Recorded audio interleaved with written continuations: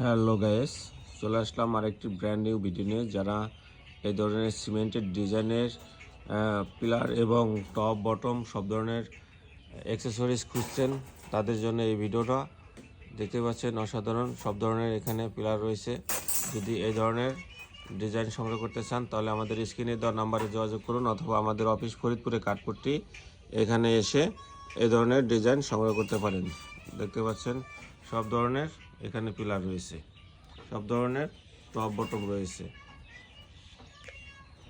দেখতে পাচ্ছেন অসাধারণ অসাধারণ।